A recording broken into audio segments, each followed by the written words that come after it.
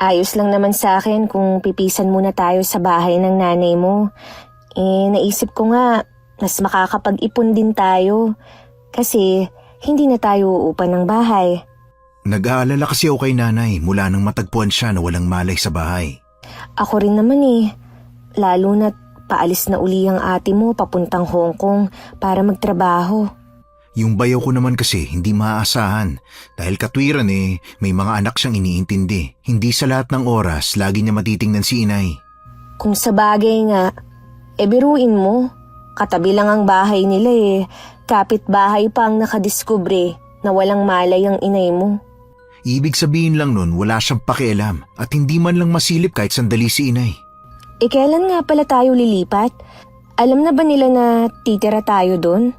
Si inay lang ang nakausap ko. Hintayin lang daw nating makaalis ang ate. Okay, magliligpit na rin muna ako ng mga gamit natin. May mga tao talagang makakapalamuka at hindi na marunong mahiya. Ang gusto lang laging pakabeg pero hindi marunong magbigay. Para silang lintang nakakapit. Hanggat may nasisipsip na dugo, hindi sila titigil. Hello, Miss Gwen. Mapagpalang araw sa inyo at sa lahat ng mga nakikinig ngayong araw. Tawagin niyo na lang ako sa pangalang Joanne. 30 years old, pamilyadong tao. Sa kasalukuyan, masaya kaming namumuhay ng asawa at anak ko kasama ng mabait kong biyanan na babae. Ang gusto ko pong ikwento ay tungkol sa bilas ko. Kung paano siya naging sakit ng ulo at problema sa aming lahat may ilang taon na rin ang nakakalipas. Oh, bayaw! Napadalaw kayo. Kanina pa ba kayo dumating? Galing kasi ako sa paghahatid sa mga bata Kararating lang namin. Kasama mo ba si Joanne? Oo, nasa loob siya kasama ni inay. Nag-ayos ng mga gamit. Magtatagal ba kayo rito? Dito na kami titira ng asawa ko para may makasama si inay. Mahirap na kasing maulit yung nangyari dati tapos wala siyang kasama. Alam ba to ng ate Virgie mo? Kami lang ni inay ang nag-usap. Ay, dapat pinapaalam mo pa rin sa ate mo. Hindi yung basta na lang kayong lumilipat dito. Hindi naman kami sa bahay niyo titira Bakit kailangan ko pang magpaalam kay ate? Ang akin lang naman, respeto sa kapatid mo bilang panganay. Bahay ito ng mga magulang namin, kaya kay inay lang kami dapat magpaalam. At pumayag naman si inay dahil alam niya na wala siyang ibang maaasahan dito dahil nasa abroad ang ate para magtrabaho. Naalala ko nga pala, bayaw. May gagawin pa ako sa loob ng bahay. Saka na lang tayo magkwentuhan, ha? Sige, papasok na rin ako sa loob. Tutulungan ko pa sa pag-ayos yung asawa ko. Hindi pa man kami nakakalipat, alam na naming hindi gusto ng bilas ko na tumira kami sa bahay ng biyanan ko. Ayaw kasi niyang napupuna ang mga ginagawa niya. Hindi na rin kami nabigla nang tumawag ang hipag ko sa nanay nila. Mukhang nakapagsumbong na agad ang bilas ko sa asawa. Ano pong sabi ni Ate Virgie? Tinatanong niya kung totoo daw bang dito kayo titira na mag-asawa. Ano daw ang dahilan? Pinaliwanag ko naman. Mukhang hindi niya nagustuhan ang pagpayag ko na dumito kayo tumira. Baka naman ang may ayaw yung asawa niya. Ang laki talaga ng impluwensya ni Bayaw sa kanya. Kahit sino pa sa kanila, walang karapatang tumutol kung dito man kayo tumira sa pamamahay ko. Ako lang ang pwedeng masunod dito. Malamang kung hindi man ako tawagan ni Ate Virgie, itchat ako noon. Basta, wag mo lang sabayan ang init ng ulo ng ate mo para magkaintindihan kayong dalawa. Oo naman po, hindi naman ako katulad niya na laging galit Intindihin mo na lang. Hindi ganun kadali ang trabaho ng ate mo bilang DH sa ibang bansa. Siya naman po kasi ang may gusto nun Sinabihan na natin siya dati na mahirap kung siya magtatrabaho at malalayo sa mga anak niya. Kaso nagmatigas siya Mahirap din naman sa ate mo na malayo sa mga anak. Pero wala naman kasi siyang pagpipilian. Paano kinukonsintirin niya ang katamaran ng asawa niya? Mula nang magpakasal sila, hindi man lang nagkaroon ng permanenteng trabaho yun. Ay, ilang beses na yang sinabihan ng ate mo, pero ayaw talaga magtrabaho. Tigas talaga na mukha. Alam ko na matagal ka nang naiinis dyan sa bayaw mo, pero pakiusap ko sa'yo, iwasan mo na magkaroon kayo ng hindi magandang pagkakaunawaan. Opo, Nay. Hindi ko naman kayo bibigyan ng sakit ng ulo sa pagtira namin dito. Nung hindi pa kami nagkakakilala ni Enzo, aminado din siya na naging rebelde siya at sakit ang ulo ng mga magulang. Madalas silang magtalo nun ng ama niya sa mga padalos-dalos na ginagawa niya na nagre-resulta sa kapahamakan niya. Pero nagbago ang lahat nang magkakilala kami at magpakasal. Kaya labis ang pasasalamat sa akin ni Nanay Ali. Sayang nga lang hindi ko na nakilala ang biyanan kong lalaki na ayon sa kwento ng asawa ko. Istrikto pero mabait. Salamat nga pala, Iha, na pumayag kang dumito muna kayo. Yun nga lang, napalayo naman si Enzo sa trabaho niya. Napag-usapan na po namin na lingguhan na lang siya uuwi. Total naman free accommodation naman sila. Hindi na ako maiinip dito sa bahay dahil meron na akong makakakwentuhan. Hindi ko na kailangan mangapit bahay pa. Nagagalit kasi si Virgie kapag nalalaman niya na nangangapit bahay ako. Bakit naman po siya nagagalit? Tsaka, paano niya po nalalaman? Lahat kasi ng kilos ko ipinapaalam ni Philip sa anak ko. Akala kasi nila kung ano-anong ikinukwento ko. Ayaw kasi ni Virgie na malalaman ng ibang tao ang tungkol sa kanya. Hindi po ba naiisip ni Ate Virgie na naiinip din kayo? Akala kasi niya, lagi akong pinupuntahan ni Philip. Ang hindi niya alam, puro lang kayabangan ng asawa niya. Sana naman po hindi magkaroon ng problema sa pagtira namin dito. Bakit mo naman nasabi yan? Mukha po kasing ayaw nila Ate Virgie na dito kami tumire. Wag mo siyang pansinin. Naiimpluwensyahan lang yun ng asawa niya. Siya na nga itong naghahanap buhay Sunod-sunuran pa siya sa asawa niya. Siguro po, ayaw lang niya na magkasira silang mag-asawa. Patay na patay kasi ang ate mo doon kay Philip dahil gwapo daw. Gwapo na po pala yun kay Ate Virgie. Kaya nga hanggang ngayon, napapaisip pa rin ako kung paano siya na-in-love sa asawa niya. Minsan nang sumagi na rin sa isip ko na baka nagayuma si Virgie. Posible nga rin po. Lalo na totoo naman talaga ang gayuma. Naniniwala ka rin pala sa gayuma? Ay, oo naman po. Sa katulad ko na laking probinsya, marami na akong nasaksihan ng mga ganong kaso.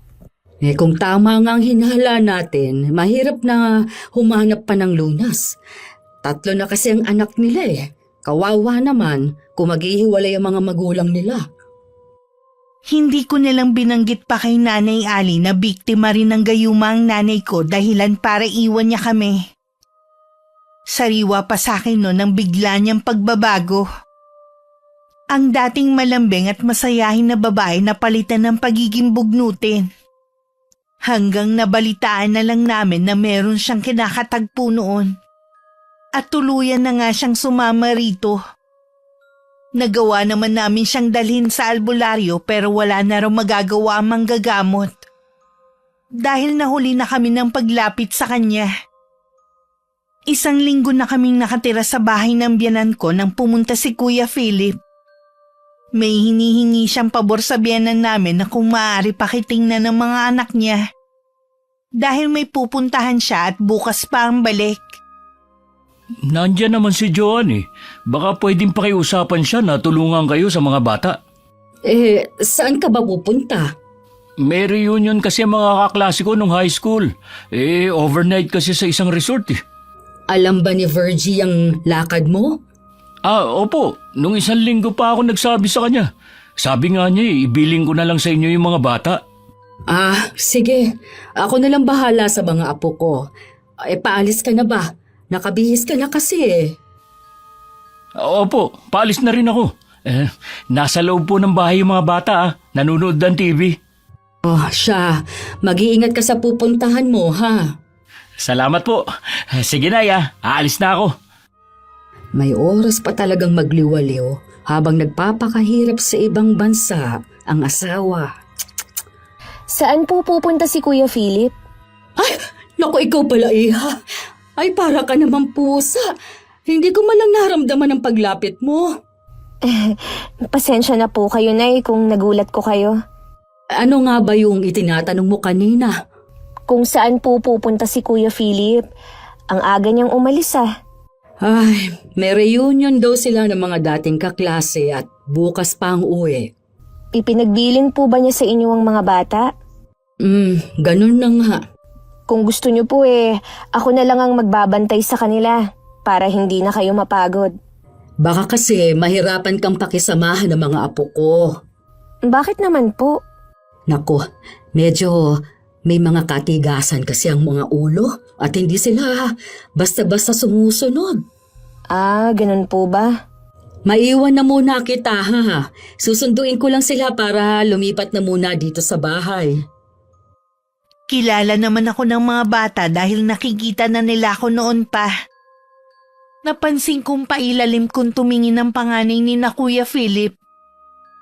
Para bang sinusuri niya ako ng mabuti. Kahit ngumiti ako, hindi man lang ngumiti pabalik.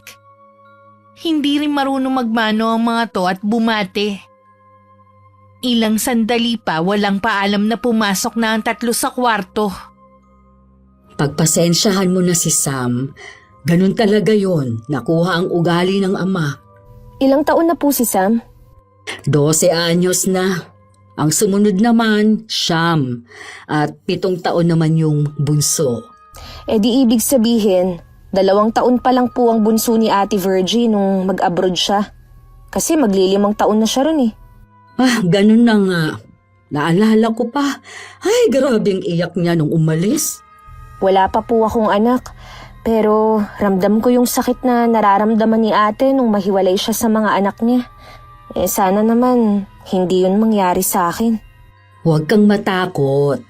Masipag ang asawa mo at hindi niya hahayaang matulad kayo sa atin niya. Sa bagay nga po, wala na akong mahihiling pa kay Enzo. Nagpapasalamat nga ako sa iyo, Iha, dahil binago mo ang anak ko. Nawala ang pagkabarumbado niya. Ayun nga lang, ang ate naman niyang nagbago ng ugali. Mahirap naman po kasi ang makialam sa kanila. Wala siyang ibang pinakikinggan kundi ang asawa niya. Kita ko sa mukha ni Nanay Ali ang lungkot. Hindi ko rin naman siya masisi. Sino ba namang ina ang gusto na ang anak malagay sa alanganin? Sa pagsulyap ko sa may pintuan ng kwarto, nakita ko na bahagya yung nakaawang at nakasilip si Sam. Akmang hahakbang ako palapit nang magsara yun. Nagkibit balikat na lang ako. Kinabukasan, ako na lang ang nagpresenta na pumunta sa palengke. Ayaw kasi ng magkakapatid na ako maiiwan para magbantay sa kanila. Pagdating ko, nandun na ang kotse ng bilas ko. Nadatnan ko siyang naglilinis. Ngumiti naman siya sa akin. Galing ka na pala sa palengke. Maaga akong pumunta kanina para hindi na ako abutan ng init. Ako kasi kahit anong oras pwede mamalengke. May sasakyan naman kami.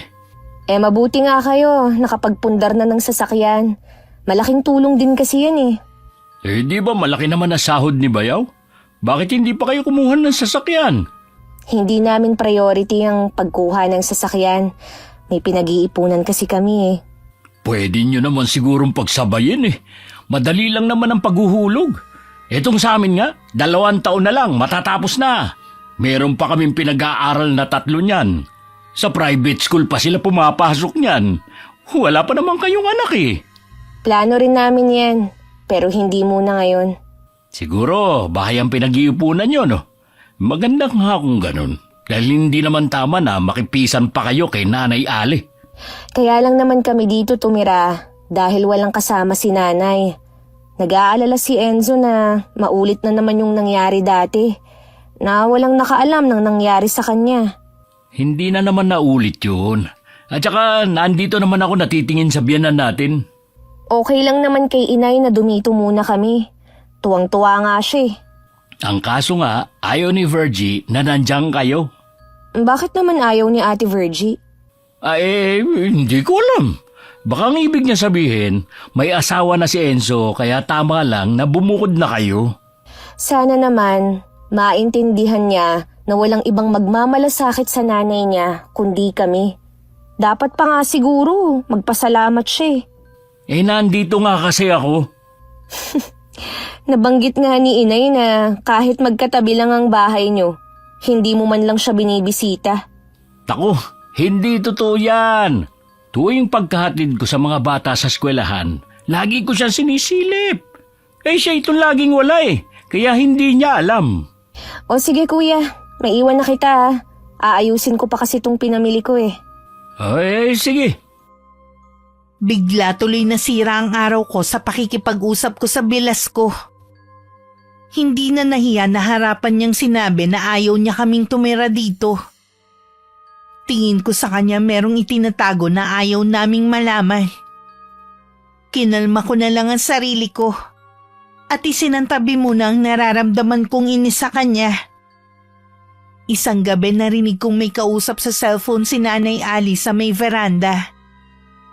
Parang si Ate Virgie ang kausap niya at meron silang pinagtatalunan. Hinintay ko muna na matapos ang pag-uusap nila bago ako lumapit. Ay nako, itong batang ito Mabuti pang wag na lang siyang tumawag sa akin kung aawayin lang ako.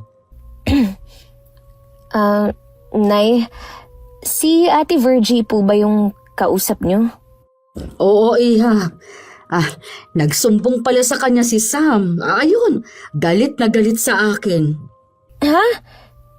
Ano naman po ang isinumbong ni Sam sa nanay niya? Pinag-uusapan daw natin siya. Naalala ko nga po na nakasilip si Sam sa atin nung nag-uusap tayo. Kabata-bata pa niya marunong na siyang magsumbong. Ganun talaga ang batang yon. Kaya minsan, ayokong nandito sila sa bahay ko.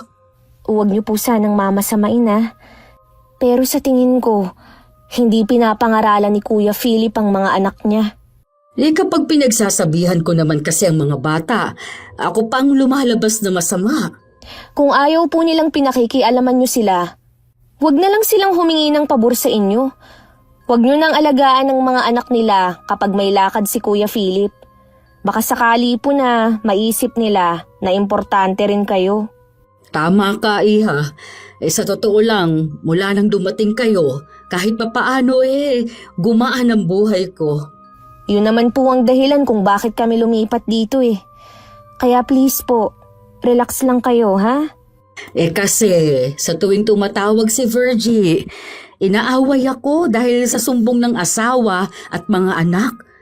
Para bang hindi niya ako nanay kung pagsalitaan. Di ba nga, sabi niyo po, malaki ang impluwensya ng asawa kay ate. Lalo tuloy akong naiinis sa lalaking yun. Hayaan niyo na lang po sila. Mula nang lumipat kami sa bahay na yun, kami na ang gumagastos na mag-asawa. Sinabihan na lang namin si Nanay Ali na ipunin na lang ang pensyon niya. Noong una ayaw ng matanda pero bandang huli nakumbinse rin namin. Maliit lang naman kasi ang pensyon niya at dun pa kinukuha ang pambili niya ng gamot. Inakala pala ng bilas ko na ang biyanan namin ang gumagastos sa bahay. Kaya minsang nasa garden ako, nagpasaring na naman siya sa pagtira namin sa bahay ng biyanan namin. Ang laki na siguro ng ipon nyo, no? Sapat lang naman. Kami kasi, walang naiipon. Puro kasi palabas ang pera namin. At least, meron kayong nagagastos at hindi nyo kailangang mangutang sa ibang tao. Oo naman. Hindi naman kasi kami nagpapakargo sa iba. Hindi ganun kakapal ang mukha namin ni Virgie. Parang may laman yata yung sinasabi mo Diretsahin mo na nga ako. Matagal na ako nagtitimpi sa inyo. Hindi ba kayo marunong mahiya? Lumapit kayo dyan para makalibre ng gastos. Dyan nga naman sa bahay na yan, libre na kayo sa lahat. Yan ba ang ipinuputok ng butsi mo, Akala mo, si Nanay Ali ang gumagastos sa bahay na yan? Hindi ba?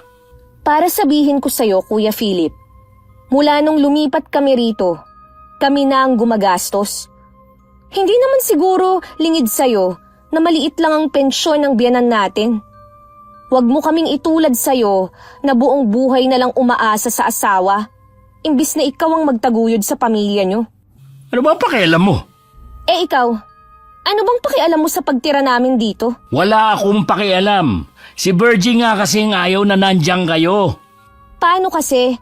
Wala ka nang ginawa kundi sulsulan ng asawa mo. Kung ano-ano rin ang isinusumbong mo. Natural, dahil nagtatanong siya sa akin. Imbis na isipin mo ang kapakanan ng asawa mo sa ibang bansa, gusto mo pa, meron pa siyang alalahanin. Palibhasa kasi, hindi mo naranasan ang magtrabaho, kaya wala kang ideya kung gaano kahirap ang sitwasyon ng asawa mo. Huwag mo nga akong tinatalikuran, ha? Ayokong mag-aksaya ng panahon sa isang lalaki na puro yabang lang. Pumasok na lang ako sa loob ng bahay. Gusto ko sanang magsumbong kay Enzo pero naisip ko na sarilinin ko na lang muna ang nangyari. Ayoko naman ako pa ang dahilan ng pag-aaway ng dalawa.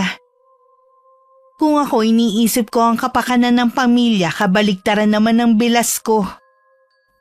Nang mismong araw na yun, nagsumbong siya sa asawa. Tumawag naman si Ate Virgie sa nanay niya. Galit na galit ito at inuutusan ng biyanan ko na paalisin kami sa bahay dahil kung hindi na raw niya padadalhan ng nanay niya. Tumigil ka nga, Virgie! Wala kang karapatan na utusan ako, ha? Anong pinapadala mo? Mula na magtrabaho ka dyan, seeing ko, wala akong natatanggap sa'yo. Ako pa ngang pinalalabas mong sinungaling, ha? Tanungin mo ang asawa mo kung saan napupunta. Wag mo na ulit akong tatawagan kung pagsasalitaan mo lang ako ng hindi maganda. Nay, pasensya na po kung dahil sa akin eh. Wala ka namang kasalanan. Sinagot mo lang naman ang mayabang na yon. Kaya pala, ganun na lang makautos sa akin si Virgie. Akala niya, natatanggap kong mga padala niya. Kailangan kong kausapin niyang si Philip. Nakita ko pong umalis silang mag-aama kanina. Duwag talagang lalaking yun. Alam niyang kakausapin ko siya kaya tumakas na naman. Gawain na niya talaga yun. Sigurado sa mga magulang niya siya pupunta at magpapalipas na naman ng ilang araw. Hindi ko akalain na ganun kalala ang ugali ng bilas ko. Tama nga, kapag nakasama mo na ang isang tao, tsaka mo lubos na makikilala ang tunay nitong ugali. Ay, siya nga pala, Iha. Huwag mo na lang sana itong babanggitin kay Enzo, ha? Itong nangyari na to sa bahay. Huwag po kayong mag-alala, Nay. Wala naman akong balak na magsumbong sa asawa ko eh. Ayoko naman kasi na lumaki palalo ang gulo. Mabuti ka pa, ganyan mag-isip. Hindi ka tulad ni Philip. Mabilis pa sa 4:00 nagsumbong sa asawa sabay takas. Hindi po porke umalis siya, matatakasan na niya ang ginawa niya. Lagi ko na lang kasing iniisip si Virgie, kaya hindi ko makumpronta ang asawa niya. Pero si Philip, wala man lang pakialam sa kanya. Naaawa nga ako dahil umiiyak siya habang kausap ako kanina. Pagod na nga daw siya at kaunti lang ang tulog. Masamang balita pa ang maririnig niya. Dapat po, ang sisihin niya si Kuya Philip. Yun nga ang sabi ko. Pero ipinagtatanggol pa rin niya ang asawa. Dapat siguro nakakapag-relax po kayo. Kapag po umuwi si Enzo sa Sabado sasabihan ko po na mamasyal naman tayo. Sige, Iha. Gusto ko yan. Tsaka, pwede ba nating dalawin ang puntod ng tatay nila Enzo? Oo naman po. Wala naman pong problema Matutuwa pa nga po si Enzo niyan. 2 araw bago umuwi ang bilas ko. Masaya pa sila ng mga anak niya nang dumating. Nasa may veranda naman kami noon ni Nanay Ali. Kung titingnan, nakala mo wala itong nagawang kasalanan. Lihim na lang akong napapailing. Seryoso naman ang biyanan namin at halatang nagtitimpi lang. Nang akmang papasok na ang mag-aama, pinigilan nito ang manugang. Humarap naman si Kuya Philip kasama ang 3 bata na para bang nagpapakampi sa mga to. Papasukin mo na ang mga apo ko sa loob ng bahay. Ano po bang sasabihin niyo sa akin?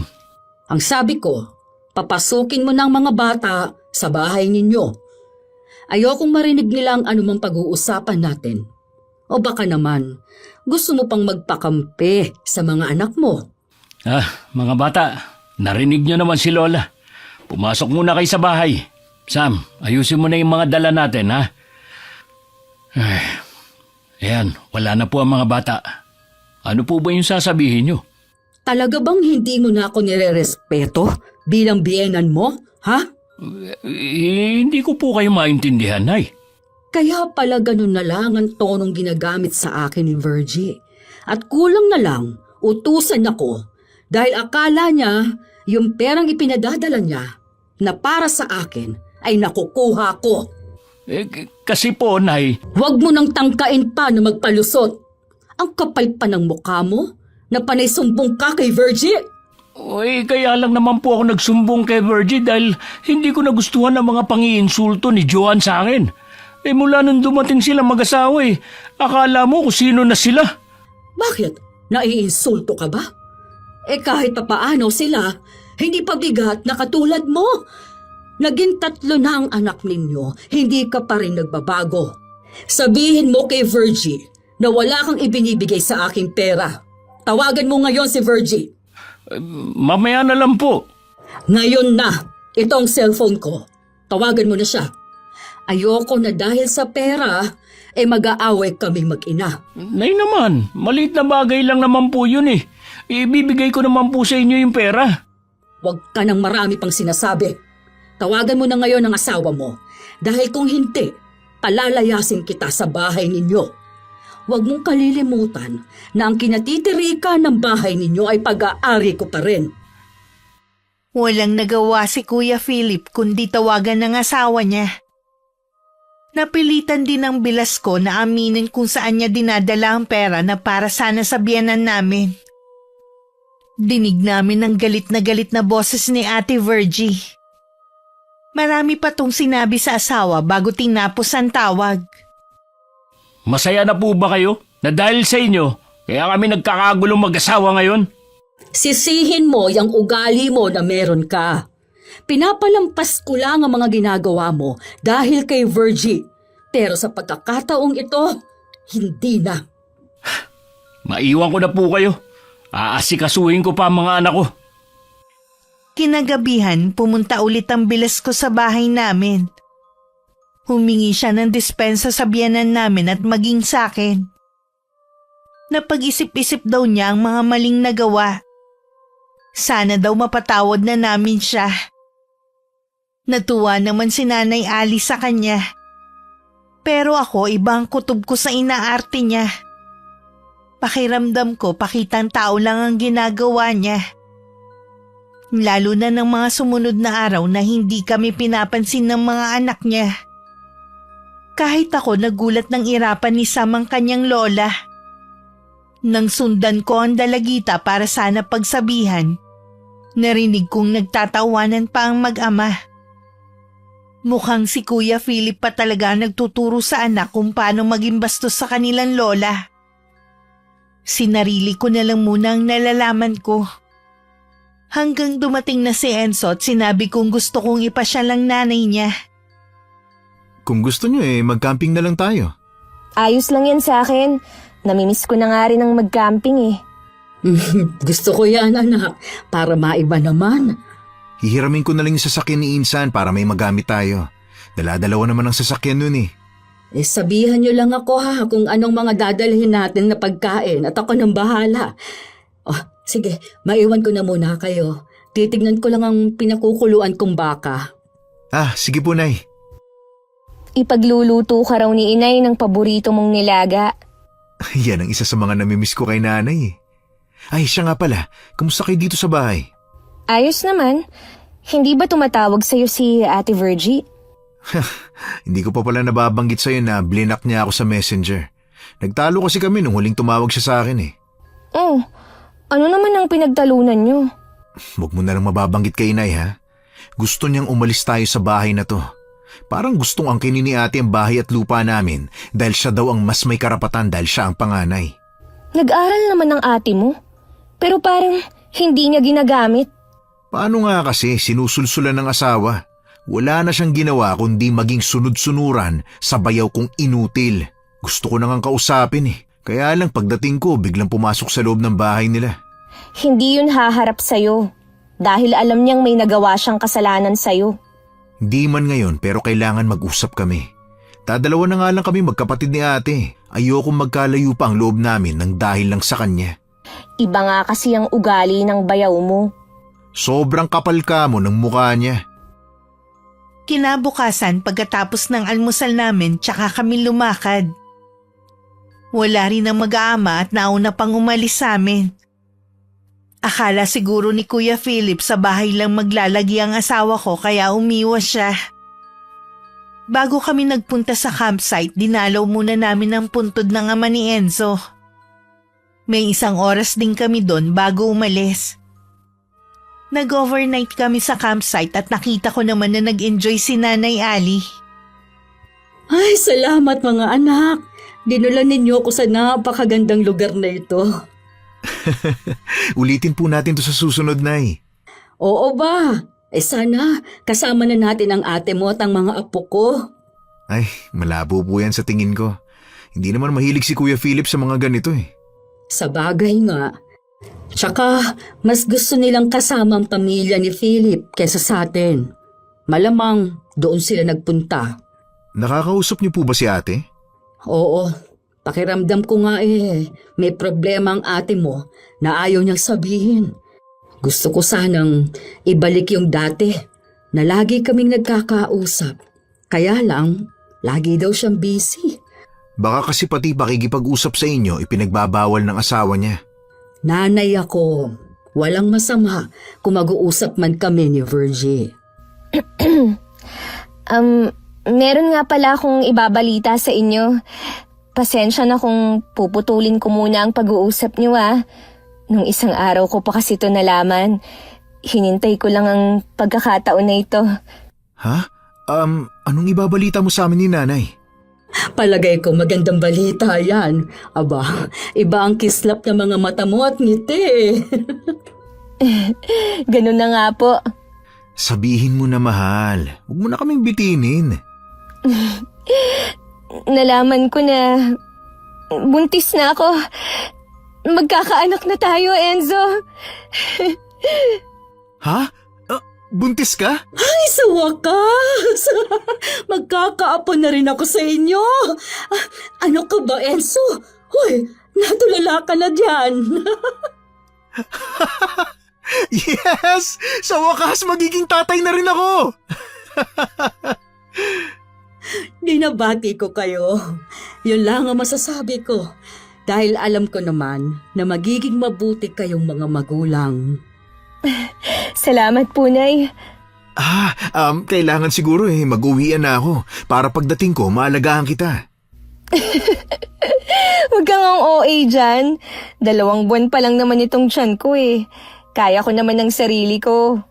Tama naman ang asawa mo, Iha. Mabuti na yung lagi mo siyang nasa tabi. Di bali nang mahirapan ako sa pag-uwi. Basta araw-araw kitang nakikita. Ikaw ang bahala. Inaalala ko lang kasi na gabi ka na makakauwi. Tapos, kailangan maaga ka pa ring aalis ng bahay. Sabihan mo lang ako kung anong mga hinahanap mong pagkain, ha? Minsan kasi may mga buntis na maselan. Sa tingin ko naman po wala akong hinahanap na pagkain. Hindi nga ako nakakaramdam ng hilo at pagduduwal na karaniwang nararamdaman ng buntis. Kaya ko lang po naisipan mag-pregnancy test dahil 2 buwan na po akong hindi nagkakaroon. Sa palagay ko po, swerte ang pagtira namin sa bahay niyo, Nay. Hindi talaga ako nagkamali sa desisyon ko na sa araw na yun na lang sabihin. Mas naging maalaga at malambing si Enzo sa akin. Maging ang biyanan ko, lagi akong pinapaalalahanan sa mga dapat at hindi ko dapat gawin habang nagdadalang tao ako. Naaawa lang ako sa asawa ko dahil lagi siyang uwian sa bahay. May naisip tuloy akong solusyon para hindi na siya mahirapan sa pagbiyahe. May ilang taon na rin mula nang maibenta ang lupa namin na minana ko sa tatay ko. Dahil dalawa lang naman kami magkapatid, malaki-laki rin ang perang pinaghatian namin. Naisip kong bumili ng sasakyan. Sigurado ka ba? Oo naman. Ayoko kasing nahihirapan ka sa pagbabiyahe mo. Tsaka makakatulong din naman yun sa atin eh.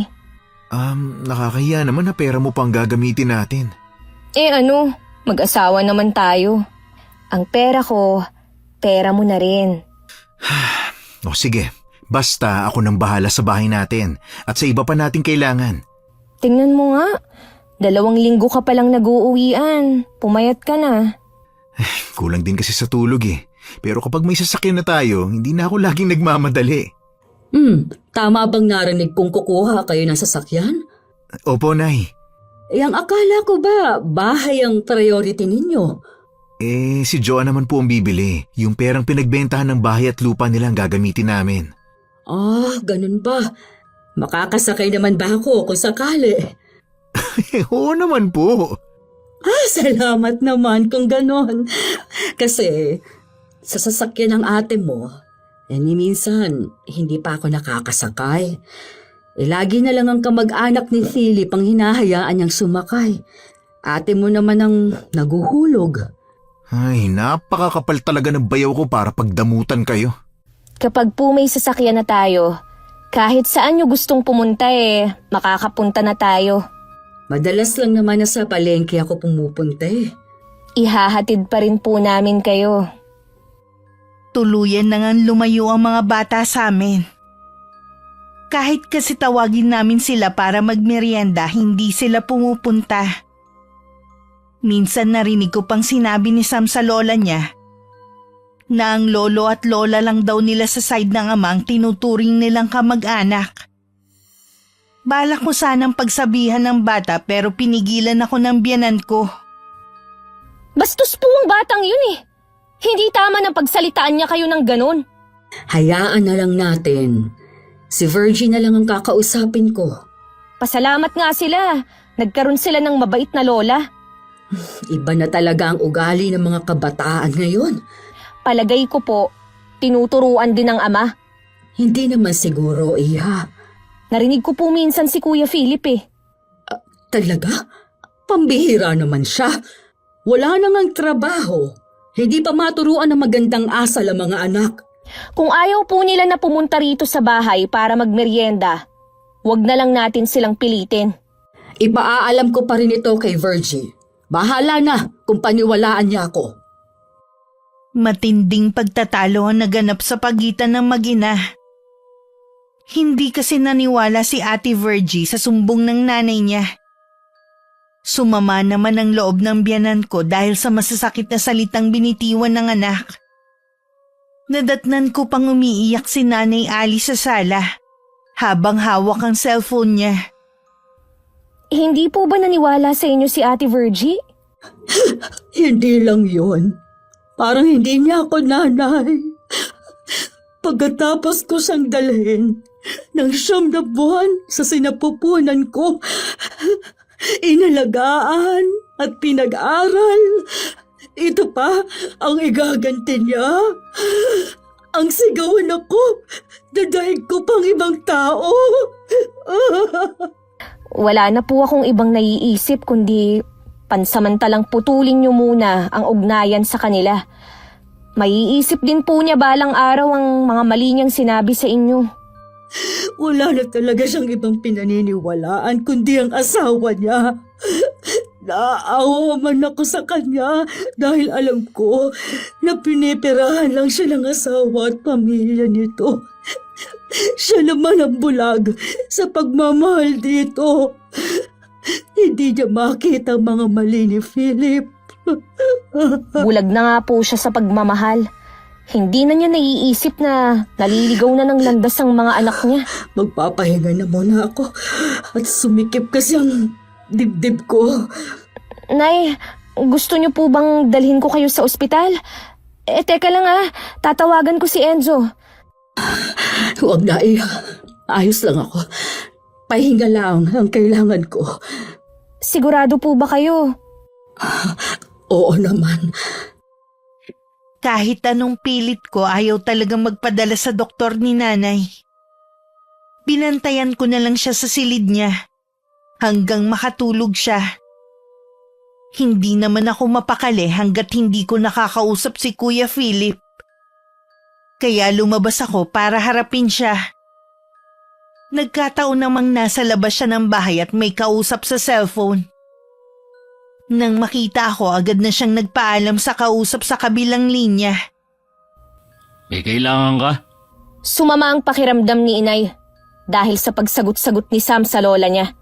Ayun ba? Bata lang yung anak ko. Sana hindi na lang pinansin ng inay. Akala mo yata, hindi namin alam na tinuturuan mong maging bastos ang mga anak mo sa amin? Hoy, huwag mo akong pagbibintangan ha. Narinig ko kayo mismo ng anak mo. Itatanggi mo pa ba? Hindi ko alam kung ano sinasabi mo. Basta ang alam ko lang, kayo tong pumapatol sa bata. So kami pa pala ang masama, ganun ba? Dahil sa maling tinuturo mo, nagkasagutan ng mag-ina. Gusto mo ba silang tuluyang magkasira, ha? Hindi ko na problema yun. Nasa tamang pag-iisip ka pa ba? Pwede ba, Joan? Tigilan mo ako. Pagod ako, tapos dumadagdag ka pa. Wow! Saan ka napagod? Buong buhay mo naman, hindi ka naghahanap buhay. Palamunin ka lang ng asawa mo. Pati pamilya mo, nakikinabang sa pinagpagura ni Ate Virgie. Ikaw, sampid ka lang naman sa pamilyang to eh. Kaya itiko mo na lang yung bibig mo. Dahil kung hindi, lahat ng sinabi mo at sasabihin pa, makakarating kay Virgie. Di magsumbong ka. Diyan ka naman magaling eh. Wala rin akong pakialam. Sabi mo nga, sampid lang ako sa pamilyang ito. Ibang klase ka rin, no? Saan ka ba napulot ni Enzo? Para kasing hindi ka bagay sa kanya eh. Daig mo pa kasi yung babaeng palengkera. Palengkera pala ha? Sige, sasabihin ko yan kay Enzo. Hintayin mo kung anong magiging reaksyon niya. O ano? Tumahimik ka? Para yatang biglang umurong yung dila mo. Natatakot ka no? Isa pa yan sa katangian mo, ang pagiging duwag. Ikaw tong basta na lang lumapit sa akin eh. Tapos ikaw pa tong mananakot? Kung ayaw ng mga anak mo sa lola nila, ayos lang. Hindi naman sila kawalan eh. Meron na namang magiging apo ang lola nila. Anong ibig mo sabihin? Buntis kasi ako. Binabati kita. Abay, matagal na rin naman kayo magkasama ni Enzo ah. Wala man lang akong maramdamang senseridad sa pagbati niya. Tahimik na lang akong tumalikod at pumasok sa loob ng bahay. Nang balikan ko ang biyanan ko, mahimbing pa rin siyang natutulog. Nang mga sumunod na araw, kita pa rin na malungkot si Nanay Ali. Alam kong dinaramdam pa rin niya ang naging pagtatalo nila ng anak. Kahit nasa veranda kami, hindi na rin kami pinapansin na mag-aama. Minsan pa nga parang nangiinggit pa ang mga yon kapag pupunta sa kabilang pamilya. Madalas kasi silang magparinig. Huwag niyo na lang po silang pansinin. Silang mag-asawa naman ang aani balang araw sa ugali ng mga anak nila. Darating din ang panahon na sila rin ang gaganyanin ng mga batang yan. Mas masakit ho yun sa magulang. Masakit naman sa akin bilang lola na hindi sila pansinin. Ang problema nga po, hindi na nila kayo nire-respeto. Kung ang tinuturing lang nilang kapamilya, yung sa tatay nila, wala na po tayong magagawa. Oo nga. Yan ang lagi kong sinasabi noon kay Virgie. Iba ka ako kapag ang ina ang hindi gumabay sa mga anak. Pag uwi po niya, sigurado akong magugulat siya sa resulta ng pag-alis niya. Minsan, nababaliwala rin ang pagkita ng pera kung hindi naman lumaking mabubuti ang mga anak. Ay, mabuti ka pa. Malawak ang pag-iisip. Marami lang po akong napulot na mga pangaral kay tatay nung nabubuhay pa siya. E tuwing binabanggit mong tatay mo, punong-puno ng pagmamahal at respeto. Siguro, responsable at mabait siyang ama. Sayang nga lang, hindi na kami nabigyan ng pagkakataon na magkakilala. Mabait po talaga si Itay. Buong buhay niya, ibinuhos na lang niya sa amin pagkatapos nilang maghiwalay ni Inay noon. Kaya tingin ko, hindi na kita kailangang gabayan pa. Magandang pagpapalaki sa'yo ng itay mo. Kailangan ko pa rin po ang gabay niyo, lalo na sa pagbubuntis ko. Marami pa akong hindi alam. Huwag ka mag-alala. Aalalayan kita hanggang manganak ka. Sabihan mo lang ako kung ano pang mga kailangan mo. Para na rin ako nagkaroon ng pangalawang ina sa katauhan ng biyanan ko. Kaya nasasaktan din ako kapag nakikita ko siyang umiiyak at nalulungkot. Hindi man lang naisip ng bilas ko na swerte sila sa matanda at hindi ito katulad ng ibang mga biyanan. Ilang araw nang wala ang mag-aama sa kanila. Kaya ako nasabi dahil wala ang kotse nila. Kaya ko lang napansin dahil lagi akong nasa labas ng bahay para magpaaraw. Excited na rin ako dahil ilang araw na lang darating na rin ang kotseng binili namin. Inayos na nga ng biyanan ko ang gilid ng bahay. Inalis niya doon ang mga lumang gamit para hindi maging sagabal. Hindi ka ba papasok? Mainit na ang sikat ng araw sa balat. Maya-maya po, Nay. Wala pa rin pala ang mag-aama mo. Ilang araw na ba silang wala? Pang-4 na araw na po ngayon na wala ang sasakyan nila dyan. Baka may okasyon sa partido ni na Philip. Tumatagal kasi sila doon kapag may okasyon. Nay, ni minsan po ba inimbita kayo ng pamilya ni Kuya Philip?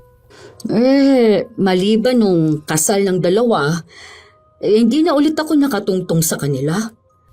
Kahit nung nandito pa ang ate Virgie mo, hindi naman niya ako isinasama. Mabuti ka pa nga nun. Birthday at binyag ng pamangkin mo inimbita mo ko. Siyempre naman po. Parte na kayo ng pamilya namin. Ay, halik ka na sa loob. Mahapdi na talaga sa balat ang init. Sige po. Kapag pala dumating na yung sasakyan, gusto kong pumunta kay na Kuya Jonathan. Sumama po kayo Sigurado na magugustuhan niyo yung bago nilang tinitirhan.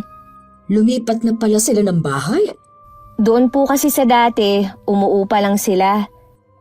Kailan daw ba ilalabas sa kasa yung sasakyan? Kung hindi raw po bukas, sa makalawa, meron lang po kasing inaasikaso si Enzo sa trabaho. Saktong 5 araw dumating na rin ang kotse na napili naming mag-asawa. Dumiretso na rin kami sa simbahan para ipabless yun sa kakilalang pari ni Nanay Ali. Kumain na rin kami sa labas para selebrasyon na rin. Pag-uwi namin wala pa rin tao sa kabilang bahay. Mga kapitbahay namin ang unang nakaalam.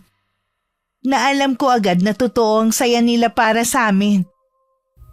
Hindi ka ba napagod? Hindi naman. Bakit mo naman naitanong? Hawak mo kasi ang tiyan mo Medyo nanigas lang ang tiyan ko. Pero ayos lang naman ako. Siya nga pala, kailan pa wala ang mag-aama? Pang 5 araw na ngayon. Kung tatanungin mo ko kung saan sila nagpunta, hindi namin alam. Dahil hindi naman sila nagpapaalam tuwing aalis sila. Kahit nakikita nila kami sa may veranda. Tumatanda talagang paurong yung bayaw kong yun.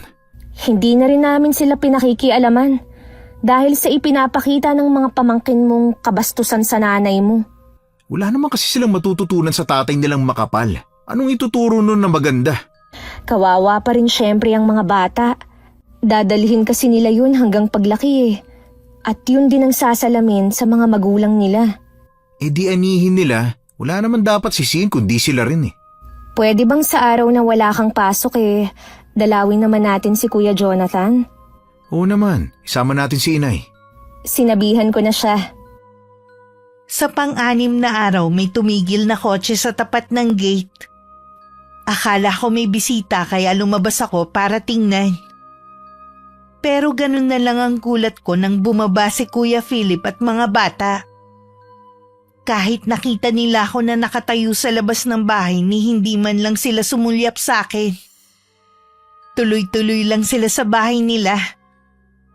Nagtataka man nagkibit balikat na lang ako at saka pumasok na ulit sa bahay. Mag-isa lang ako ng mga sandaling yun. Dahil nasa palengke ang asawa ko at biyanan. Makalipas ang 1 oras, dumating na rin ang mag-ina. Ako mismo ang nagbukas ng gate. Isinasara ko na ang gate nang biglang lumabas sa bahay nila ang mag-aama. Puno ng pagkamangha at kuryosidad ang mga mukha nila habang nakatitig sa kotse. Hindi na rin namin sila pinansin. Noong gabi, nasa labas si Enzo dahil nagyuyosi nang lumapit ang bayaw niya. Kanino mo to nahiram? Buti pumayag na overnight dito. Hindi mo ba nakikita na bago lang yung plaka? Anong ibig mo sabihin? Kumuha kayo? Binili namin. Talaga? Saan naman kayo kukuha ng pera? Oh, may nakakatawa ba? Wala naman. Kung hindi ka naniniwala, tanungin mo ang pinsan namin ni ate na si Brent. Siya kasi ang naging ahente namin. Bakit nga pala naisipan niyong bumili? Akala ko ba hindi yan ang priority niyo? Lahat naman pwedeng magbago. Oo nga pala, nasaan ang kotse niyo ni ate? Ha? Nandun sa bahay ng mga magulang ko. Kumusta na nga pala si ate Virgie? Hindi pa kami nagkakausap eh. Hindi mo man lang siya kinukumusta? Baka naman kapag hihingi ka ng pera, tsaka mo lang siya maaalalang kumustahin. Lagi naman niyang kausap yung mga bata. Iba rin kapag kinukumusta mo siya. Ikaw ang asawa eh. Sige, mamaya tatawagan ko siya bago matulog. Ibang klase ka rin, no? Kung hindi ko pa sinabi, hindi mo pa talaga maiisipan na tawagan si ate. Alam mo ba kung gaano kahirap ang buhay ng OFW? Yung mawalay sa mga mahal mo sa buhay? Dapat nga ikaw yung nandun at hindi si ate Virgie. Siya naman ang nagdesisyon na mag-abroad eh, hindi ako. Sabi ko nga, dito na lang siya magtrabaho. Naliliitan kasi sa sahod. Dapat naman kasi ikaw ang naghahanap buhay, hindi siya. O kaya pareho kayong magtrabaho. Gustuin ko man, wala namang magbabantay sa mga bata. Sus, dati naman nag-aalok si inay na siya na lang muna mag-aalaga sa mga anak ninyo. Pero matigas talaga ang mukha mo na hindi magtrabaho. Wala akong pakialam kung ano opinion mo sa akin. Basta nagkakaintindihan kami ni Virgie. Oras na matauhan ng kapatid ko, siguradong sa kangkungan ka pupulutin. Pwede ba, bayaw? Hindi ko kayo pinakikialaman ha, kaya huwag mo rin kaming pakialaman. Bakit ka lumapit sa akin kung ayaw mo palang pinapakialaman? Gusto ko lang namang malaman kung kanino tong kotse. Ngayon alam mo na, ayoko nang lalapit ka pa sa amin. Kala mo yata hindi ko alam ang pambabastos ng mga anak mo kay inay. Mga bata lang naman yun eh. Bakit ba pinalalaki niyo pa? Palibhasa kasi nagmana sa'yo, kaya okay lang na maging bastos. Ayoko makipagtalo sa'yo. Mabuti pa, papasok na ako sa bahay. Bago tumalikod si Kuya Philip, sinulyapan pa niya ang kotse na may inggit sa mga mata. Hindi naman yun nakaligtas sa paningin ng asawa ko. At naiiling na lang na pumasok na rin sa loob ng bahay. 1 linggo na mula nang makauwi ang mag-aama, wala pa rin ang sasakyan nila. Hindi rin pumapasok ang mga bata sa eskwelahan na labis na ipinagtataka ng biyanan ko. Gusto sana niyang tanungin si Kuya Philip pero pinigilan ko siya. Hayaan nyo na lang po. Baka mamaya kayo na naman ang mapasama. Tatanungin ko lang naman. Ang mahal kaya ng tuition fee ng mga apo ko, tapos hindi niya papapasukin. Naiintindihan ko po. Pero may tatay naman sila eh. Siguro naman alam niya yun. Para naman kasing walang pakialam ang tatay nila. Sa inyo po yata yung tumutunog na cellphone Oo nga. Sino kayang tumatawag? Sagutin niyo na po. Mukhang importante. Oh, si Virgie. Hello? Napatawag ka. Akala ko ba ayaw mo na akong makausap kahit kailan? Matagal din na naging pag-uusap ng mag-ina. Sa naririnig ko, mukhang galit na naman si Ate Virgie.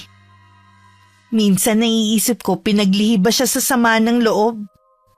Wala kasi akong maalala na hindi siya galit tuwing nakikipag-usap. O sadyang nakakapagod lang ang buhay DH sa ibang bansa. Kung nahihirapan na siya, sana umuwi na lang siya. Mahirap man ang buhay dito kahit papano kasama niya ang pamilya niya. Sa dami ng iniisip ko, hindi ko na namalayang tapos na pala makipag-usap ang biyanan ko. Ano po ang nangyari? Matagal na palang hindi nakabayad sa eskwelahan ng mga apo ko. Hindi sila nakapag-exam nung nakaraan. At hindi lang yon, nabangga din pala ang sasakyan nila. Huwag niyo pong sabihin na kaya nagagalit si Ate Virgie. Dahil sa inyo niya sinisisi ang lahat. Ay ang sumbong daw kasi ni Philip, humihingi siya ng tulong sa atin. Hindi man lang daw natin siya kinikibo. Ibang klase rin naman si Kuya Philip, no? Para lang makapaghugas kamay. Tayo talaga ang ginawa niyang pambala sa asawa niya. Ito namang si Ate Virgie, naniwala agad. Mas inuna niyo pa daw kasi ang pagbili ng kotse kesa tumulong. Ano ba yan si ate? Lahat na lang, may masama siyang nasasabi sa amin. Sabi ko nga sa kanya, umuwi na lang dito para siya mismong makakita sa sitwasyon ng mga anak niya dito. Hindi naman daw siya makauwi dahil malaki daw ang utang niya sa amo niya. Kung meron po kaming maitutulong magsabi lang po kayo, ha? Alam ko naman na maaasahan namin kayo. Hindi ko na ipinahalata sa biyanan ko na biglang sumama ang pakiramdam ko. Dahil sa mga nalaman ko na sinabi ni Ate Virgie. Para tuloy gusto ko na magsisi na pumisan kami sa bahay na yun. Noon ko lang kasi naisip na mula nang lumipat kami, nawalan na ako ng katahimikan. Kinabukasan kinausap ng biyanan ko si Kuya Philip tungkol sa problema ng mga apo. Bigla naman nagliwanag ang mukha ng bilas ko sa narinig at nakahinga ng maluwag. Sabi na nga ba, hindi nyo kami matitiis eh. Ginagawa ko ito alang-alang sa mga apo ko. Kakausapin ko ang prinsipal ng eskwelahan na malapit dito. At baka pwede pa nating maipasok ang mga apo ko kesa naman huminto sila ng 1 taon. Teka lang po, yung tinutukoy nyo bang eskwelahan yung public school na malapit dito sa atin? Oo, yun na nga. Nay, hindi naman sanay doon mag-aaral ang mga anak ko. Ayokong manibago sila. May naiisip ka pa bang solusyon?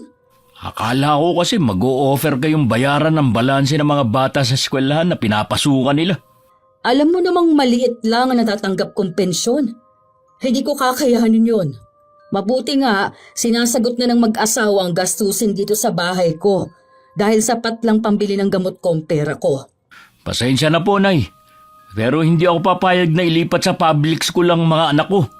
At mas gugustuhin mo bang tumigil muna sa pag-aaral ang mga anak mo? Baka po pwedeng bayaran muna ni Enzo. Kailangan din nila ng pera, lalo at buntis si Joanne. Kailangan din nilang paghandaan yon. Nakabili nga sila ng kotse, tapos walang pera. Wala ka nang pakialam sa bagay na yon. Pera ni Joanne ang pinambili nun, at ni Piso, walang ambag si Enzo. Pamangkin naman po nila yung mga anak ko. Hindi man lang ba sila naaawa? Ayoko sanang sabihin ito pero sumusobra ka na talaga. Ang kapal ng mukha mo na manghingi ng tulong pagkatapos sa mga ginawa mo. Kung ayaw mo sa suwestyon ko, ay bahala ka kung saan mo papapasukin ang mga anak mo. Nay, teka lang. Huwag muna kayong umalis. Tapos na ang pag-uusap natin. Wala na ako iba malalapitan, Nay. Oh, bakit hindi ka lumapit sa mga magulang at kapatid mo? Alam nga namang sa ginhawa kasama mo sila, pero pagdating sa hirap, hindi mo sila maaasahan. Wala din po sila eh. Bakit kasi hindi ka naging responsable sa paghawak ng perang ipinadadala ng asawa mo? Hindi mo muna inuna ang mga pangangailangan ng mga apo ko. Hindi ko naman po kasi alam na magkakaganito eh. Hindi mo man lang inisip ang hirap ng anak ko sa ibang bansa. Samantalang ikaw, puro ka pasarap dito. Nakatungo na lang si Kuya Philip habang pinapagalitan ng biyanan namin. Sa huli, wala na rin siyang nagawa kundi ilipat na lang sa ibang eskwelahan ng mga anak. Ang biyanan ko na rin na nagbibigay ng baon. Dahilan para pansinin na rin ng mga bata ang lola nila. Bigla rin nagbago ang bilas ko. Naging mabait na siya sa pakikitungo sa amin pero hindi ako naniniwala sa pinapakita niya. Alam kong hindi bukal sa loob ang kabaitan niya. Nararamdaman kong meron siyang kailangan at hindi nga ako nagkamali. Bayaw. Di ba day off mo bukas? May iba ka bang lakad? Wala naman, mas gusto ko lang magpahinga dito sa bahay. Ba't mo naitanong? Kasi hihingi sana ako sa'yo ng pabor eh. Anong pabor? Kwan kasi, birthday nung pamangking ko bukas eh. Imbitado yung mga anak ko. Mahirap naman kung mamamasahe lang kami. 3 pa sila. Malayo din kasi yung bahay eh. Baka pwede namang hiramin yung kotse nyo. Pasensya ka na Bayaw ha. Hindi kasi ako pwedeng basta na lang magpahiram dahil hindi naman sa akin to. Sigurado naman napapayag si Joan eh. Itatanong ko sa kanya pero huwag kang umasa. May kadamutan din paling asawa mo. Anong sinabi mo? Para kotse lang eh. Pinagdadamot pa. Bakit ikaw? Madamot ka rin naman ah. Hindi naman kasi ako nagbabayad ng sasakyan namin dati. Wala yung ipinagkaiba ngayon. Umalis ka na nga sa harapan ko. Baka kung ano pang magawa ko sa'yo. Nitong mga nagdaang araw, madalas akong tanghali na magising. Hindi rin kasi ako agad nakakatulog sa gabi. Hindi ko natuloy maasikaso ang asawa ko bago siya pumasok sa trabaho niya. Mabuti na lang maunawain siya at naiintindihan ang sitwasyon ko. Kahit inaantok pa, bumangon na ako at nagpunta sa kusina para magtimpla sana ng gatas nang marinig ko na may kausap ang biyanan ko. Tatalikod na sana ako nang marinig ko ang pangalan ko. Mukhang si Ate Virgin na naman ang kausap ni Nanay. Wala ka nang ipinagkaiba sa asawa mo kung magsalita. Magkasing kapal na rin ang mga mukha ninyo. Gusto nyo lagi na lang kayong pinagbibigyan. Pagod na ako sa pag-intindi sa'yo. Lahat na lang ng sumbong ng asawa mo pinaniniwalaan mo. Huwag mo na akong tawagan dahil hindi ko na rin naman sasagutin. Nang araw na yon, umalis ang biyanan ko para puntahan ng isang kaibigan. Gusto sana niya akong isama pero tumanggi ako. Isa kasi sa kinatatamaran ko ang pag-alis ng bahay. Tuwing check-up ko nga pinipilit ko lang talagang lumabas. Kasalukuyan akong nasa sala noon at nanonood ng TV nang pumasok si Sam. Hinahanap niya ang lola niya. Nang sabihin kong wala, tumingin siya sa akin at sa tiyan ko. Biglang nagpanting ang tenga ko nang sabihin niya na sana tiyanak ang anak ko kapag lumabas ito. Bigla akong tumayo at sa gulat nito napatakbo palabas. Kahit nahihirapan sa paglalakad, sumunod ako sa bata hanggang sa loob ng bahay nila. Anong klase kang ama para turuan mo ng kalokohan ng anak mo, ha? Ano ba sinasabi mo dyan? At saka, hindi ka pwede pumasok dito. Sana, sinabihan mo rin ang anak mo na huwag basta papasok sa bahay at magsasalita ng hindi maganda. Hoy Sam, hindi mo ba alam na pera ko ang ipinambabayad sa service nyo papuntang eskwelahan? Tapos sasabihin mong, sana tiyanak ang anak ko paglabas? Huwag ka nga sumigaw dyan. Tinatakot mo ang anak ko eh. Wala akong pakialam. Abwisit kayong mag-ama. Mula ngayon, wala na kayong mahihitang tulong sa amin. Bawiin mo sinabi mo. Hindi buwisit ang anak ko kundi ikaw. Hindi ko nababawiin. Inubos nyo na ang pasensya ko. Subukan ulit ng anak mo na magsalita ng hindi maganda sa anak ko. Siguradong pagsisisihan niya. Hindi nyo alam kung ano ang kaya kong gawin. Baka gusto nyong makita ang ibang katauhan ko. Mabuti pa, umalis ka na. Umiiyak na ang bata eh. Ikaw, Sam, wag ka nang pupunta sa amin. Dahil baka ikaw ang gawin kong tiyanak. Baliw ka na yata eh. Tahan na, Sam. Huwag kang matakot sa bruhang yun. Isusumbong natin siya sa nanay mo kapag tumawag siya. Hindi nagtagal, dumating na ang biyanan ko at naabutan akong namimilipit sa sakit ng tiyan. Gusto na nga niyang dalhin ako sa ospital pero tumanggi ako. Ilang sandali lang naman na wala na rin naman ang pananakit. Hindi pa rin niya ako tinigilan na kailangan ko pa rin matingnan ng doktor. Sinabi ko na lang na bukas check up ko naman. Sinabi ko rin naman sa kanya ang dahilan ng pagsama ng pakiramdam ko. Sa galit niya, pinuntahan niya si Kuya Philip sa bahay nito. Nasaan si Sam? Nasa kwarto po niya. Umiiyak dahil sa ginawa ni Joanne. Siya pa ngayon ang may ganang umiyak pagkatapos ng ginawa niya sa tita Joanne niya. Ang manugang niyo ang problema eh. Bata, papatulan niya. Kahit naman sinong ina na sabihan na tiyanak ang anak, papatol talaga sa matabil mong anak. Hindi naman yung sinabi ni Sam eh. Tapos sinabihan agad ni Joanne na buwisit ang anak ko. At sa palagay mo ba, maniniwala ako sa'yo? Ha? Bakit naman hindi kayo maniniwala? Apo niyo si Sam. Dahil sa ginawa ng anak mo, tumanggi ng magbigay ng tulong si Joanne. Hindi mo ba alam na siya na rin ang umako sa mga baon ng mga anak mo, maliban sa service ng mga yan? Kung hindi na siya magbibigay ng tulong, bahala kayo. Kapag may masama nangyari sa mga anak ko habang naglalakad papunta at pauwi ng eskwelahan, kayo ang mananagot kay Virgie. Bilib na talaga ako sa kakapalan ng mukha mo. Iba ka. Ano bang nakita sa'yo ni Virgie? Ha? Lalo tuloy akong nagdududa na baka ginayuma mo nga lang talaga ang anak ko. Sa tanda niyo ba namang yan, naniniwala pa kayo sa gayuma? Alam ko naman na hindi ko makukuha ang sagot sa'yo. Itong tandaan mo, oras na may masamang nangyari sa apo ko kay Joanne, hindi kita mapapatawad. Napaka-sensitive naman ang manugang niyo. Para yun lang, may masama na agad na mangyayari. Hindi mo ba alam, namimilipit sa sakit ng tiyan si Joanne nung dumating ako? Ipagdasal mo na walang masamang mangyari sa kanya dahil hindi lang ako ang makakalaban mo. Nakaramdam naman ng takot si Kuya Philip sa pwedeng mangyari sa akin at sa kung ano ang gagawin sa kanya ng asawa ko. Napahilamos na lang siya sa sariling muka at napatingin sa kwarto kung saan naroon ng anak. Sandali lang naman at nawala rin ang pananakit ng tiyan ko.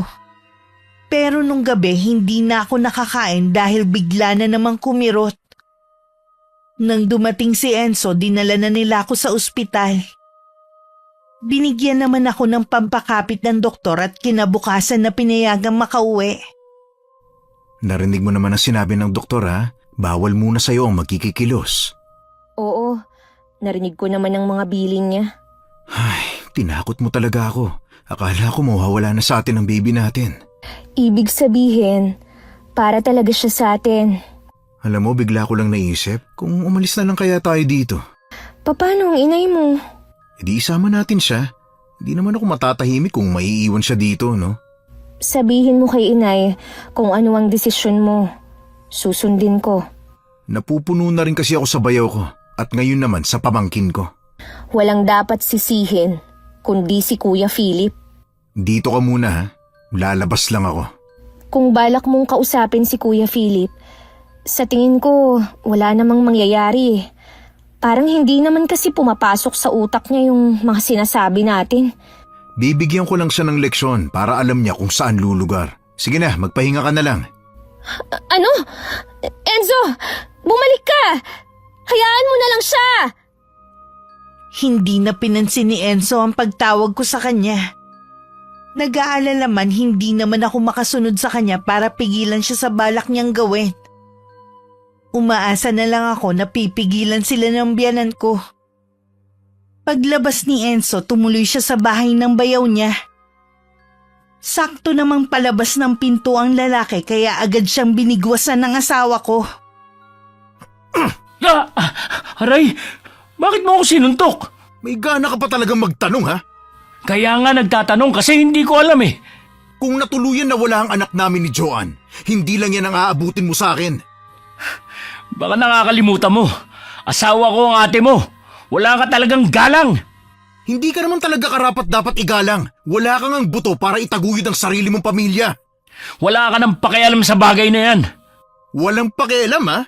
Di huwag kayong hihingi sa amin ng tulong. Wala na rin aasahan yung mga anak mo.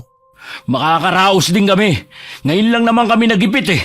Oras na magpadala uli si Virgie, babalik na uli sa dati ang lahat. Hindi na kayo makakaahon dahil baon din si ate sa ibang bansa dahil sa inyo. Mismong pinsan namin na kwinentohan niya ang nagsabi. Biruin mo, 5 taon nagsakripisyo ang kapatid ko sa wala. May usapan na kami. Hanggat hindi nakakatapos sa mga anak namin, magtatrabaho siya doon. Ang kapal mo? Imbis na ikaw ang nandoon, kapatid ko pa talaga. Mabuti pa bumalik ka na sa pamilya mo. Total wala ka namang silbi dito eh. Sino ka para paalisin ako dito, ha? Sige, hayaan mong si inay ang magpalaya sa'yo. Dapat doon pa niya ginawa to eh. Naaawa lang siya sa mga anak mo. Kahit ako sa ginawa ni Sam, nawalan na rin ako ng amor sa kanila. Kung magsalita ka, parang hindi mo sila pamangkin ah. Turuan mo ng magandang asal para hindi ka inisan ng mga tao katulad mo. Ang yabang mo! Baka gusto mo makatingin ulit ng suntok, ha? Para kasing hindi ka pa natatauhan eh. Sobra nang ginagawa namin pagpapasensya sa'yo. Tumanda ka na lang, hindi ka pa rin nagbabago. Sa dami ng mga masasakit na salitang natatanggap mula sa asawa ko ang bilas ko. Para bang manhid na siya sa anumang naririnig niya. Nakahinga lang din ako ng maluwag nang bumalik na si Enzo. Halata pa rin sa kanyang mukha ang galit. Pinilit ko na lang din makapagpahinga at binilinan siya na wag nang lalabas ng bahay.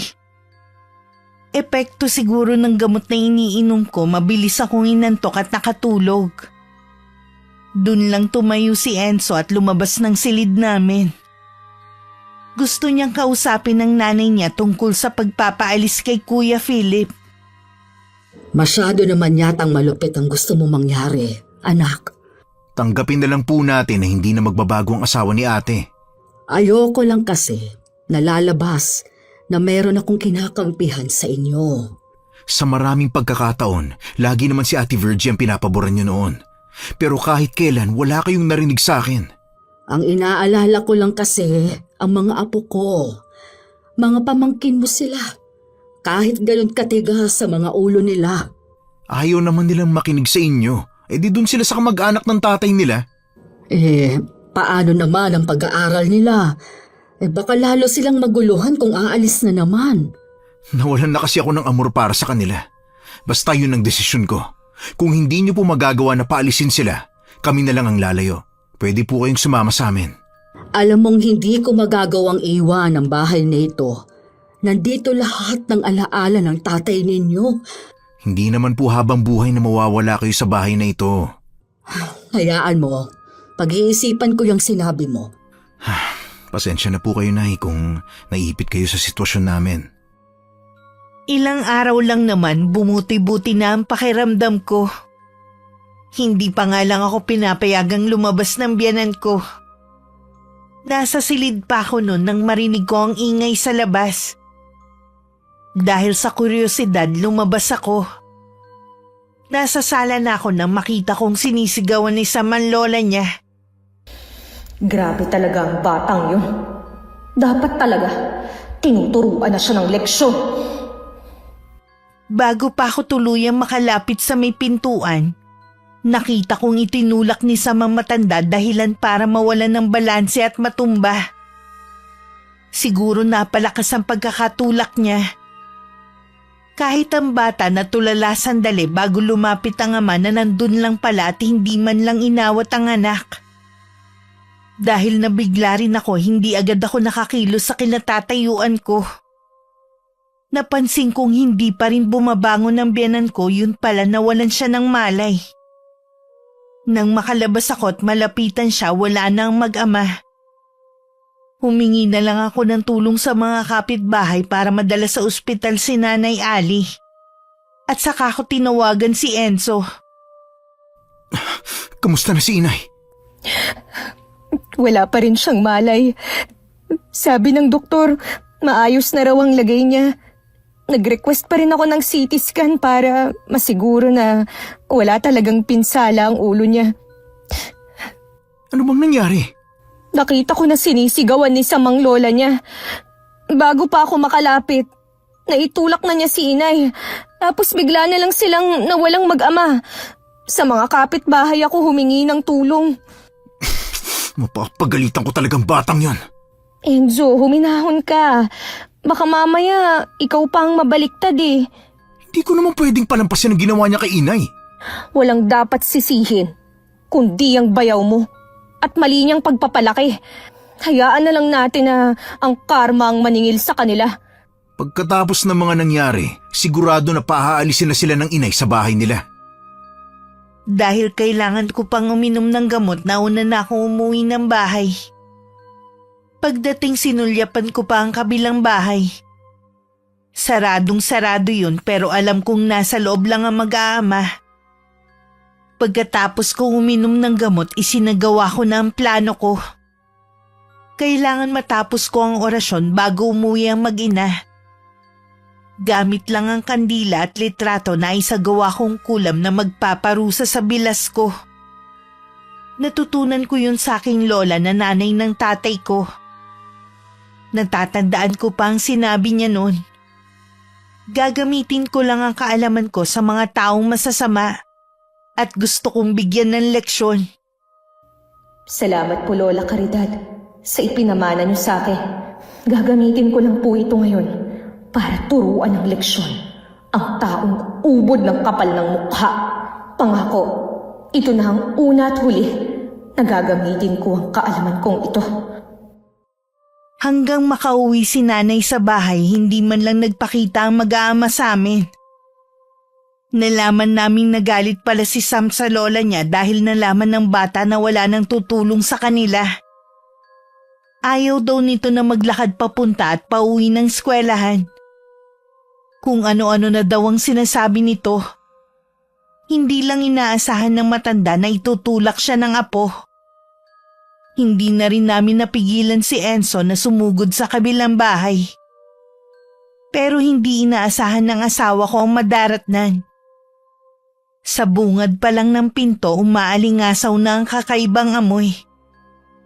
Wala ring sumasagot sa pagtawag niya.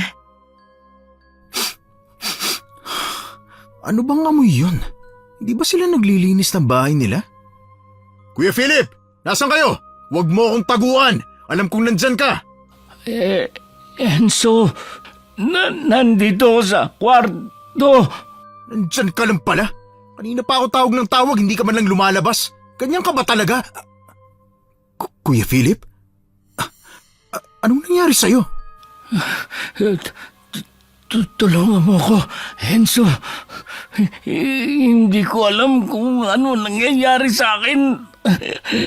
Kahapon pa masama ang pakiramdam ko eh. Wala akong tigil sa pagsusuka.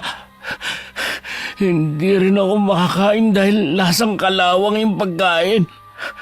Tapos, ito, nagkaroon na ng butlig yung balat ko. Sobrang kati na hindi ko mapigilan na kamutin. Hindi ko naman alam na magsusugat. Nasaan na nga pala mga bata? Nung nasa ospital kayo, pinasundo ko sila sa kapatid ko. Nakita mo kung anong resulta ng pagpapalaki mo sa mga pamangkin ko? Yang nangyayari sa'yo, karma na yan. Tulungan mo ako, bayaw. Tulungan mo ako madala sa ospital. Baka malala na ang sakit ko. Bakit hindi ka humingi ng tulong sa pamilya mo? Hindi daw nila ako matutulungan. Alam ko nandidiri lang sila sa akin. Pagkatapos ng mga ginawa mo, sa amin ka pa talaga hihingi ng tulong. Bahala kang mabulok dyan. Bayaw! Huwag kang umalis, bayaw! Para walang awa! Huwag mo akong iwan dito!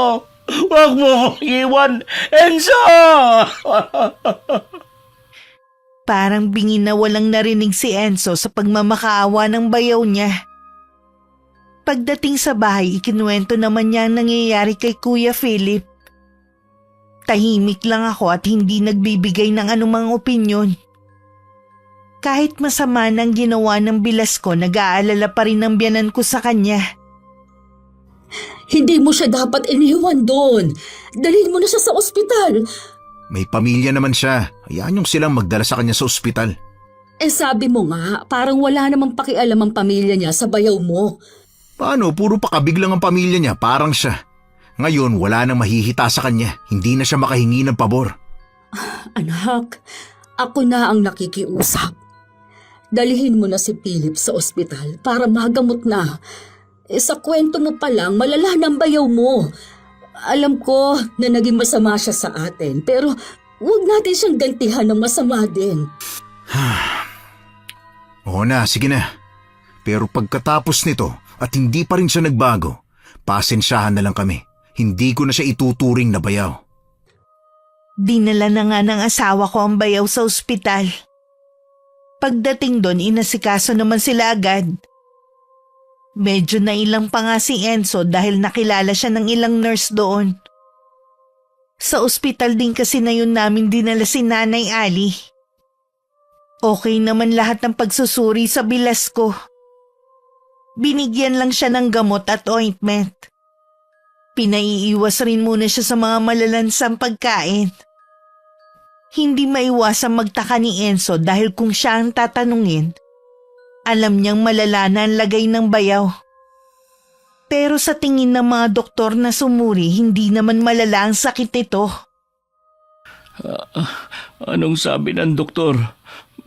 Mamamatay na daw ba ako? Yan pa talagang naisip mo. Pinapauwi na nga tayo. Ha?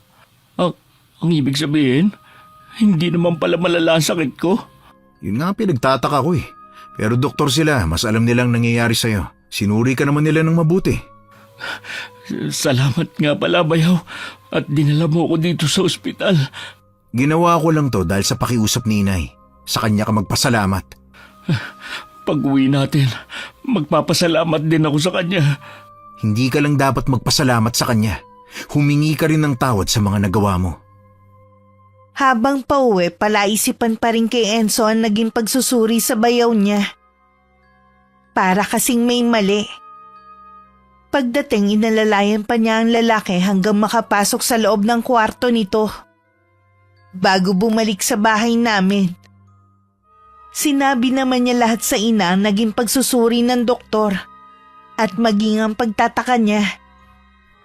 Nakapagtataka ngayon. Nasaan na si Philip? Nagpapahinga na po yun ngayon. Mamaya pupuntahan ko siya. Hindi po natin siya maalagaan dito.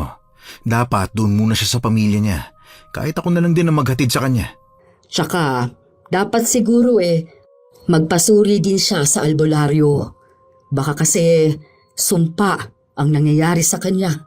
Sa ugali niya kasi, hindi po malabo na marami ang galit sa kanya. Kung sino man ang gumawa nun sa kanya, ay sana mapatawad na niya si Philip. Kung gusto niyo po siya makita, sasamahan ko na kayo. Pero wag lang ho kayo mabibigla kapag nakita niyo siya, ha? Nang makaalis ang mag-ina, tsaka naman ako lumabas ng kusina. Gusto ko sanang makita din ang bilas ko. Pero alam kong hindi ako papayagan ni Enzo dahil sa kalagayan ko. Nakaramdam naman ako ng sundot ng konsensya dahil sa ginawa ko. Mukhang sumobra naman ako. Mahabaging langit! Ay, anong nangyari sa'yo? Nay, hindi ko alam. Pakiramdam ko, mamamatay na ako. Ihatid na kita sa inyo. Ayoko bayaw. Ayoko makita ko ng mga anak ko ng ganito ang kalagayan. Wala kasing titingin sa'yo dito. Doon sa inyo, mas maaalagaan ka. Nakikiusap ako sa inyo. Huwag niyo akong dalhin doon. Siguradong pandidirihan lang ako sa amin. Meron ka bang nakaalitan? Yung pinagbantaan ang buhay mo? Marami. Pero hindi ko na matandaan kung sino sa kanila ang nagbanta sa akin. Kaya ako naitanong dahil posible kasing nakukulam ka. Kaya ba hindi makita ng doktor ang tunay kong sakit? Oo, ganun daw yun. At sa paningin ng doktor, wala kang sakit. At kapag ininom mo pa mga nasa reseta, lalong lalala ang sakit mo. Tulungan niyo ako, Nay. Ayoko pa mamatay. Kailangan ako ng mga anak ko. Oo, maghahanap tayo ng albularyo. Ingat lang po kayo dahil marami ang nagkalat na peking albularyo ngayon. Oo nga, kapag ganito pa naman na gawa ng kulam, oras ang kalaban natin. Oo nga pala. Baka po may alam si John kung paano gagamutin si Kuya Philip.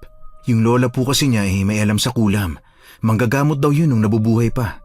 Kung ganun, kausapin mo ng asawa mo. Huwag na tayo mag-aksaya ng oras. Sige po, uwi muna ako sa bahay. Dito ko na lang kayo hihintayin. Baka hindi rin ako tulungan ni Joan dahil sa laki ng kasalanan ko sa kanya. Huwag mong isipin yan. Tsaka, alam ko na mabuting tao si Joan. Salamat, Nay. Nandiyan kayo para damayan ako. Patawarin niyo ako sa mga nagawa kong kasalanan. Napatawad na kita. At sana lang, magbago ka na. Alang-alang sa mga anak mo at kay Virgie. Pangako, magbabago na ako. Akala ko kung bakit ako hinahanap ni Enzo. Bigla kasing sumama ang pakiramdam ko kaya nahiga na muna ako. Sinabi niya na sisiguro nilang kinukulam ang bayaw niya. At wala naman silang kakilalang albularyo. Baka daw may alam ako na pwedeng makatulong sa bilas ko. Hindi ako umimik at nakatitig lang ako sa kanya. Alam ko na galit ka sa kanya. Sana isang tabi mo muna. Emergency kasi to eh. May alam ako pero hindi ko maaaring ipakita kahit kanino ang proseso bilang respeto sa namayapa kong lola. Sige, hahayaan kitang mapag-isa. Ngayon na ba? Oo, habang may sapat akong lakas. Alam mo naman na pinahihirapan ako ng pagbubuntis ko ngayon eh. Pasensya ka na ha. Kung hindi mo kaya, pwede namang... Gagawin ko. Naaawa rin naman ako kay Kuya Philip. Nang maiwan ako sa kwarto, tsaka ako kinuha ang litrato ng puno ng patak ng kandilang ginamit ko. Bawat sumpa may katapat na lunas na itinuro din sa akin ng lola ko noon. Naisip ko baka ang karma mapunta sa anak ko. Ayoko namang mangyari yun. Muli umusal ako ng orasyon para bawiin ang karamdaman na ibinigay ko sa bilas ko. Nang pumikit ako, naririnig ko pa sa isip ko ang mga hiyaw ni Kuya Philip. Alam kong hirap na siya. May 1 buwan na rin mula nang mangyari yun. Sa kasalukuyan may trabaho na ang bilas ko at iniwan na muna niya ang mga anak sa mga magulang niya. Naging malaking aral sa kanya ang nangyari para magbago. Ganon din sa akin na minsan nang nagpadaig sa galit. Ang pagganti sa kapwa ay walang maidudulot na maganda. Mas piliin pa rin natin ang maging mabuti para maging tahimik ang pamumuhay. Maraming salamat Miss Gwen sa pag-ere ng aking kwento. Naway may napulot na aral ang inyong mga tagapakinig. Wakas. Bago po tayo mag-shoutout, gusto ko muna magpasalamat kay Ang Hukom sa pag-guest niya sa ating ngayong araw. Huwag niyo pong kalilimutang mag-subscribe sa kanyang channel. Okay, shoutout po tayo. Shoutout kay Sabrina Omar. Hi kay Geraldine Rubio from Kuwait. Hello kay Cheryl Maestre from Jordan. Hi kina Miss Angelica Dalit from Infanta Quezon at Jonard Mercado ng Burdeos, Quezon. Hello kay Jenmer Garcia. Hi kay Ayesa May Sevilla. Hello kay Jessa Verdos Torres from Nueva Ecija. Shoutout sa Maragrag family at Hakoba family from Samar. Hi kay Aileen Tundag from Hong Kong. Hi kay Annalyn Siriaco from Oman. Hi kay Vilma Manabat from San Fernando, Pampanga. Hello kay Arlene Mahinay. Hi kay Romel Pero from Cavite. Shoutout sa Flores family and Dumay family of Dumangas, Iloilo. Hello kay Elizabeth Dungka. Hi kay Kulot from Hong Kong. Hello kay Lady Lynn Mapalo. Hi kay Racel Kimpo ng Navotas. Hello kay na Irene and Romar from San Mariano, Isabela. Hi kay na Chris Villanueva, Adrian Bahado at Ronald Belsa Bahado from Imus, Cavite. Hello kay Ana Rosario from Mangagoy, Surigao del Sur. Hi kina Rosa Estrada at Mama Sara. Shoutout kay May Alitaw Espartero and family from Negros Occidental. Hi kay Angelina Ke. Hello kay na Mara Santa Ana at Tonyo Maralit mula sa probinsya ng Marinduque. Shoutout kay Mary Joy Baino at sa Baino family from Binangonan, Rizal. Hi kay Ibot Alcantara ng Mangaldan, Pangasinan. Hi kay Lily Joy Lily. Shoutout sa Rubenesha family, Pajarito family, Turla family, and Baldosa family ng Northern Samar. Hello kay na Hailey, Drake, and Saline from Daan Bantayan, Cebu. Hi kay Rosemary Casonete. Hello kay Pamela Talaok from Aklan. And hi kay na Ma'am Jonaline Nesperos at Ma'am Germaline Gakayan from LU. Maraming salamat po sa patuloy niyong pakikinig. Ingat. God bless.